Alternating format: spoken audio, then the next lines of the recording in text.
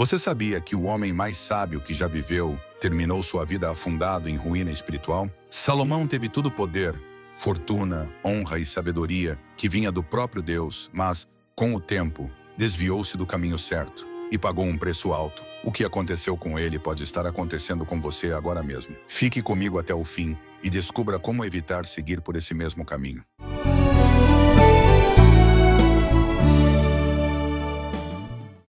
Antes que coroas de ouro fossem colocadas sobre cabeças reais e as nações se curvassem diante da glória de Israel, havia silêncio. Um silêncio cheio de expectativa, de promessas ainda não reveladas. Davi, o rei guerreiro, havia concluído sua missão, mas não seria ele o construtor da casa de Deus. Esse chamado estava reservado para o filho da promessa. Salomão, fruto de uma história improvável entre Davi e Batseba, carregava não apenas a herança de um trono, mas o peso de um propósito divino. Jovem e inexperiente, ele assumiu a liderança de uma nação inteira. O desafio era gigantesco: governar com justiça, proteger o povo e permanecer fiel à aliança feita com seu pai. Foi então, numa noite em Gibeão, que o inesperado aconteceu. O céu se abriu em sonho e Deus falou: "Peça-me o que quiser e eu lhe darei." 1 Reis 3:5. Salomão poderia ter pedido riquezas, vitórias sobre inimigos ou fama eterna, mas escolheu algo raro e precioso. Dá ao teu servo um coração sábio para governar o teu povo e discernir entre o bem e o mal. Pois quem poderia julgar este grande povo? 1 Reis 3:9. A resposta lhe agradou ao Senhor. E Deus não apenas lhe deu sabedoria, como nenhuma outra pessoa jamais teve, mas também aquilo que ele não havia pedido: riquezas, honra e vida longa, com uma condição: que permanecesse fiel aos caminhos do Senhor. Essa sabedoria logo seria posta à prova. 2 mulheres se apresentaram diante do trono, ambas reivindicando a maternidade do mesmo bebê. Um dilema impossível para qualquer juiz comum. Mas Salomão, guiado por discernimento divino, ordenou: tragam uma espada, dividam a criança ao meio e deem metade a cada uma. Foi nesse momento que o amor verdadeiro se revelou. A verdadeira mãe preferiu perder o filho a vê-lo morrer. E assim a justiça brilhou sobre Israel. O povo ficou maravilhado, reconhecendo que a sabedoria de Deus estava no coração de seu rei. Nos primeiros anos, Salomão parecia andar em perfeita sintonia com o céu. Era o escolhido, o herdeiro da promessa. Um homem cuja sabedoria atraía reis e rainhas de terras distantes. Sob seu governo, Israel viveu uma era de paz e prosperidade sem precedentes. O comércio florescia, os campos produziam em abundância, e caravanas vinham de todos os cantos trazendo especiarias, pedras preciosas e histórias do mundo antigo. Mas a maior de todas as obras foi o templo do Senhor. Mais que ouro e pedras, ele representava a concretização do sonho de Davi e a aliança de Deus com Israel.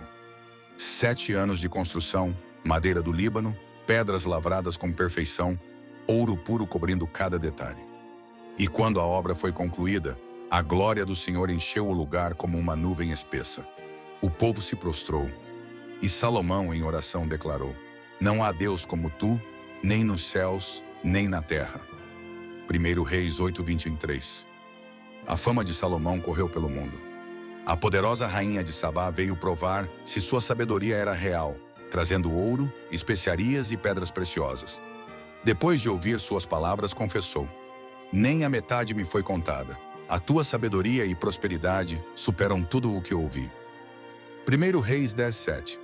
Salomão compôs 3.000 provérbios e mais de 1.000 cânticos. Falava sobre plantas, animais, justiça e amor. Sua sabedoria atraía multidões e enriquecia o reino. Somente em ouro, recebia cerca de 666 talentos por ano, mais de 25 toneladas. Seu trono era de marfim revestido de ouro, ladeado por leões esculpidos. A prata em seus dias era considerada de pouco valor diante de tanta abundância. Israel vivia o auge de sua glória. Mas, por trás do brilho das joias e do som dos aplausos, começava a surgir. Uma sombra começava a se formar. Ela não chegou de repente. Não era um ataque direto, nem uma ameaça evidente. Era sutil, quase imperceptível. Um desvio milimétrico na bússola do coração do rei tão pequeno que ninguém percebeu no início. Mas, ao longo dos anos, esse desvio mudaria completamente a direção de sua vida.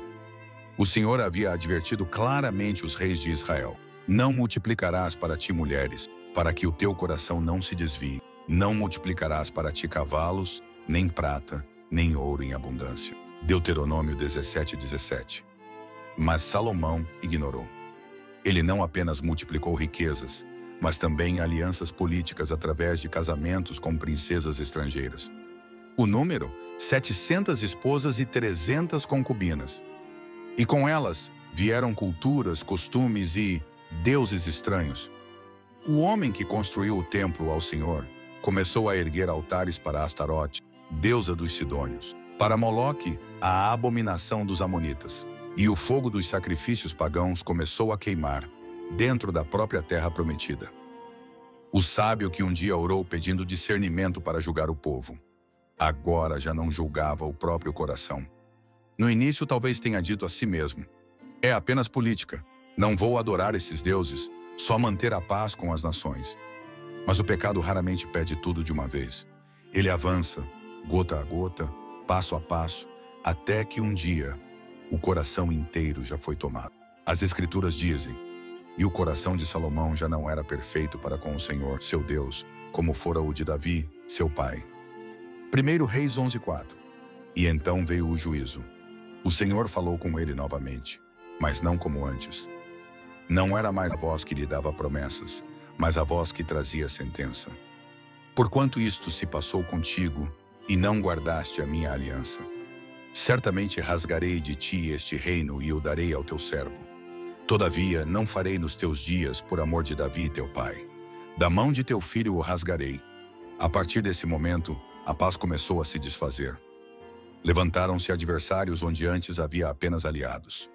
Hadad, o Edomita, voltou do exílio para atormentar Israel. Rezon de Damasco tornou-se inimigo constante. E Jeroboão, um servo de confiança, rebelou-se contra o próprio rei. O ouro ainda brilhava, o trono ainda estava de pé. Mas dentro de Salomão, a glória já havia partido. E aqui está o ponto mais trágico. Não foi falta de sabedoria que derrubou Salomão. Foi falta de obediência. O homem mais sábio do mundo caiu nos erros mais antigos da humanidade. O fim de Salomão não foi marcado por uma batalha sangrenta ou um golpe palaciano. Foi marcado pelo silêncio.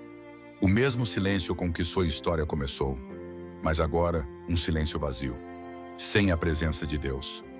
A Bíblia encerra sua vida com poucas palavras. E Salomão dormiu com seus pais e foi sepultado na cidade de Davi, seu pai. E Roboão, seu filho, reinou em seu lugar. 1 Reis 11:43. Nenhuma menção de arrependimento, nenhuma restauração registrada. Aquele que começou reinando com a glória de Deus, terminou com o coração dividido. E é aqui que a história deixa de ser sobre Salomão e começa a ser sobre mim e você, porque não importa quantos dons você tenha recebido, quão próspero seja o seu caminho, ou quão forte tenha sido sua fé no passado, se o coração se afasta de Deus, o fim será o mesmo.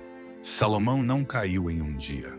E você também não cairá em um dia. Mas um pequeno compromisso aqui, uma tolerância ao pecado ali. E quando perceber a voz de Deus, que antes era clara, será apenas um eco distante. Por isso a lição é clara. Sabedoria sem obediência é apenas informação. E informação não salva ninguém. Se hoje você sente que seu coração está começando a se desviar, volte, antes que seja tarde demais. Só lembrando que aos nossos olhos, Salomão errou. Mas para Deus não foi um erro. Isso fazia parte do plano perfeito de Deus.